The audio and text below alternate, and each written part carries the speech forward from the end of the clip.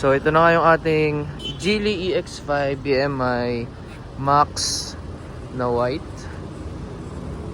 Sobrang pogi. Yan.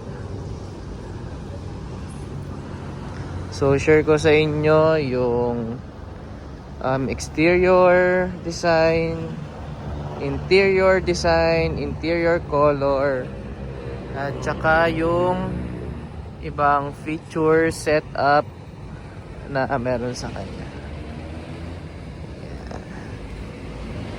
So, yan yung ating EX5 para makita nyo yung buong design paikot.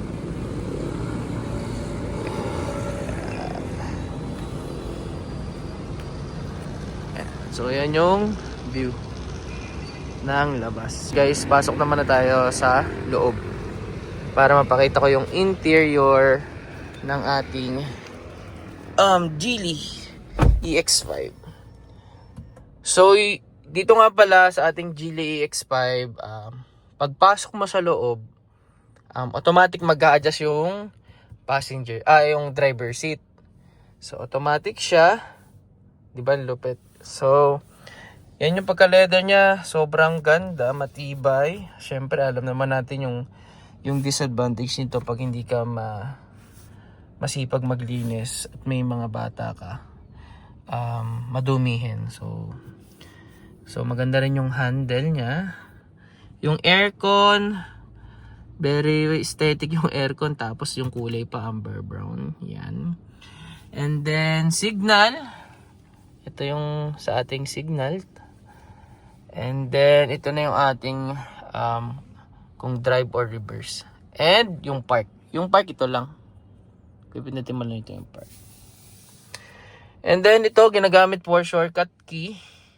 Ginamit ko siya sa 360. So pag pinindot ko siya 360. Kasi may mga nadadaanan ako na masisikip. So ang kailangan ko talaga is yung 360. And then ADAS ito.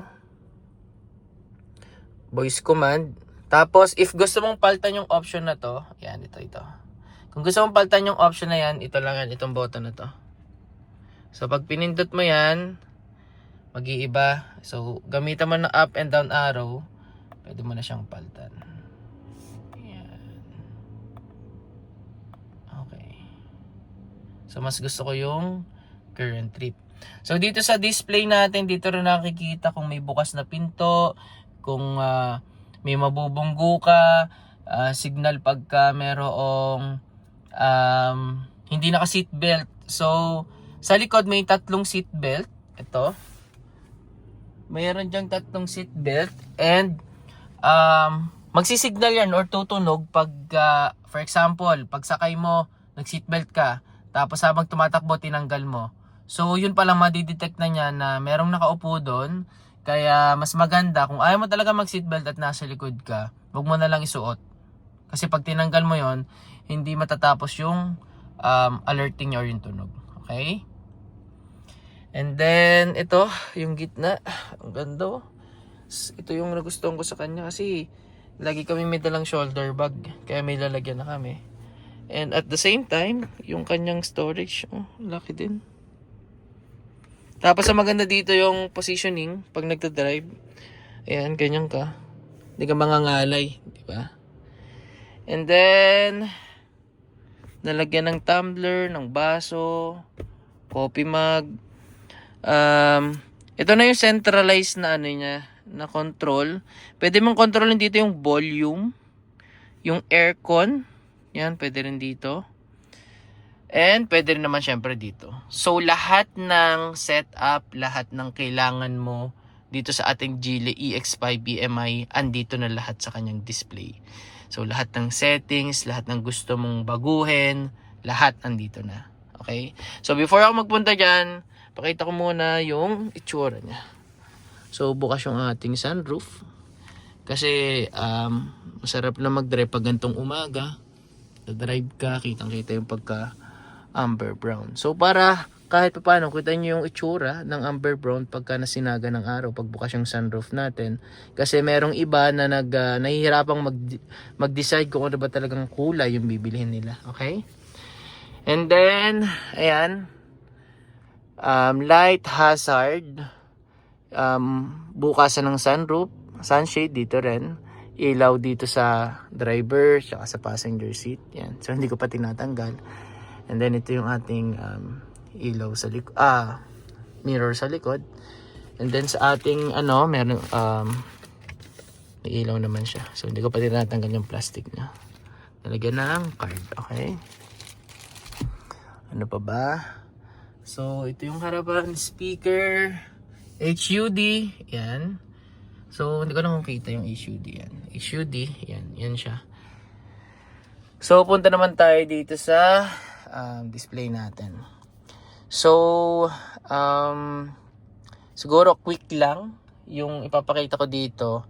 And then yung parang tutorial or knowledge transfer kung paano siya gamitin, paano siya i-set up sa susunod na vlog na yun para about sa display lang yung vlog na yun. Okay? So, yung main natin, syempre parang cellphone lang yan. Yung application list, nandiyan na yan. Apple CarPlay, Android Auto, vehicle setting, energy. Mostly, ang ginagamit ko dito so far, sa 2 weeks ko na nakuha yung unit, mostly ito lang. Bluetooth music, Apple CarPlay, vehicle settings, saka energy. So, Apple CarPlay, syempre sa mga taga-Apple user dyan. Android for Android. Vehicle settings, andyan lahat ng settings ng sasakyan. Energy, dito mo naman makikita yung percentage ng battery mo kung ilang kilometers na lang, at saka yung fuel percentage kung ilang kilometers na lang. So, currently, nasa 284 kilometers pa lang siya. Yung combine ng battery at saka fuel. Okay? So, self-charge, dito mo rin siya makikita sa energy, shortcut, hold and self-charge, and then enable mo lang to. So, currently, naka-park ako, kaya naka-disabled siya. I mean, naka-gray siya, so hindi mo siya magagalaw. Pero pag nag-drive ka, pwede mo siyang i-disabled, and then pwede mo siyang i-enable. So, again, sa mga nagtatanong, hindi mo ma-enable yung hold and self-charge pag nakapark ka. Okay? So, kailangan mag-drive ka bago mo siya ma-enable. And then, mileage statistic. Yan. So, kung gusto mo makita yung previous at saka current na trip mo, so dito mo siya makikita. Okay? And then, next natin sa phone. Yan. Pag may tatawag, yan lang siya. Pag nakakonect na yung Apple or Android CarPlay mo. And then, USB, like for example, gusto mo magdagdag ng mga picture para isang family picture yung lagay mo dito. So, pwede mo rin siyang gawin. Dito naman siya sa USB. And syempre, yung music pag gusto mong magpatugtog sa USB mo. Rest mode, ito yung, halimbawa, nag-drive ka, may inintay ka isang oras, gusto mong mag-rest mode. Pag click mo yung rest mode na yan, automatic, sasara lahat ng pinto, mamatay yung ilaw, hihiga yung driving seat. So, make sure na pagka pinindot mo tong rest mode, dapat walang tao sa likod ng driving seat. Kasi maiipit yun. Kasi automatic ihiga niya yung driver seat. Camping mode, pag gusto mo halimbawa mag-camping, tapos, pwede mong gamitin yung battery ni Geely X5 para, gamitin mo siya for electric fan, ilaw. So, meron lang mga certain devices na pwedeng gamitin sa kanya. Themes, pag gusto mong baguhin yung wallpaper mo, again, pwede ka mag-add ng picture, family picture, pwede rin yan. ABM for 360. So, yan siya. So, sa 360, gusto mo tingnan yung harapan, ito siya. Pag gusto mo tingnan yung left and right, sa unahan, ito siya. Okay? Sa likodan, ito naman. Sa likod. Okay? Harap. So, yan siya. And then, radyo. As usual, pag gusto mo gumamit ng radyo, pero bibihira na yan. Mostly Apple CarPlay or Bluetooth galing sa mga phone. And then, yun, mga shortcut key again, shortcut icon, parang cellphone lang din, ipaba mo lang siya, makikita mo na siya. So, ito, sinet up ko na siya, na ito yung dapat na nandito sa shortcut. Tailgate, power off, driver seat ventilation, fuel flap, yung bukasan ng fuel pag magpapagas ka. Passenger seat ventilation sa likod.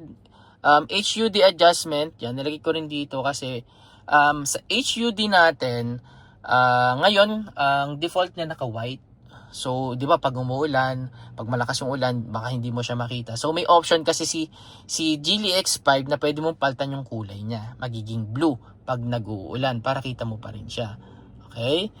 And then, sunroof, yan, lagi ko rin dito para meron akong option. So, may option ako, voice command dito or yung dito sa taas. Okay? So, yan. And then, wireless charging and then yung ADAS, if ICC and ACC. So, ito yung mga nilagay ko sa mga shortcut icon ko para mas madali ko siyang ma-enabled and disabled. And then yung aircon, yan, ito at saka ito. Yan, shortcut din siya. So, ganyan siya kaganda guys. AC and seats. Okay. And then 360 meron din dito. Shortcut din siya. And then yung fuel. Ito. Okay. So, yun lang muna guys sa vlog na to. And then, sa susunod, iba-vlog natin yung lahat ng meron dito sa infotainment display. And at the same time, dito sa settings. Kasi dito medyo matagal kasi lahat to dadaanan natin. Para ma-share ko din yung knowledge na na-transfer sa akin ng mga mekaniko and yung agent ko sa casa. Okay? So, for now, yun lang muna guys yung masishare natin. Pinakita ko lang yung exterior, interior, ano yung meron dito sa display dito, paano siya baguhin, ano yung mga nandito sa ating infotainment display, and kung para saan siya. And then, ayun, yun lang muna. So, naka-enable nga pala yung ating ambience light. Kaya bukas yung ating ilaw. So, yun lang guys. Maraming salamat sa time ng panonood. And I hope na may natutunan kayo sa video na to. So, sa mga Geely EX5 EMI ko na user dyan, hindi naging, maganda yung desisyon na ito yung napili nyo. Kasi, ako talaga ang pinagpilian namin ng misis ko. Either BYD Sea Lion 6 and then Geely EX5 EMI. So, nauna namin test drive si Sea Lion 6 nung wala pa si Geely X5. And buti na lang kamo, inabutan kami nung pahirapan sa stock. Kasi kung maraming stock yon, one thing for sure, nakakuha na kami ng Sea Lion 6. But then, siguro para sa amin talaga tong Geely EX5 EMI kasi gumawa talaga ng way yung Lord para madelay yung sa Sea Lion 6. And then nung nakita ko to, nag-schedule agad ako ng test drive.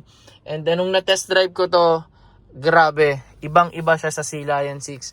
Actually, share ko lang din dun sa mga nahihirapang magdesisyon kung ang kino-compare nila is si Sea Lion 6 at saka si Geely EX5 EMI Pro or Max. Wala ako masasabi kung alin sa dalawa. Kasi, ang masasuggest ko, make sure nyo na matest drive nyo parehas. Unahin nyo si Sea Lion 6 and then ihuli mo si Geely EX5 EMI. Kasi one thing for sure, pag gusto mo ng may hatak talaga, comfort, basta marami pang iba, may experience nyo naman yung pag tinest drive nyo. Ako kasi personally, nung na-test drive, again, una ko na-test drive si Sea Lion 6 and then tinest drive ko si Geely X5. Nung tinest drive ko to, same day, nag-reserve agad ako. So, yun lang yung masashare ko. Mahirap na magtatanong, guys, ano bang mas maganda? Si Lion 6 ba? Si Lion 5? Or Geely X5? Mahirap kasing sumagot eh. Mas maganda kasi yung na-experience nyo and at the same time, actual nyo nakikita yung unit. Kasi iba pa rin yung actual nyo nakikita kaysa sa mga video tsaka pictures eh. So, yun lang guys. Maraming salamat sa mga nanood and I hope na kasama ko pa rin kayo sa mga susunod kong vlog about dito sa ating Geely EX5 EMI. So, lahat ng meron dito aaralin ko and then isi-share ko lahat sa inyo. Again, maraming salamat sa inyo and God bless you all. Bye-bye.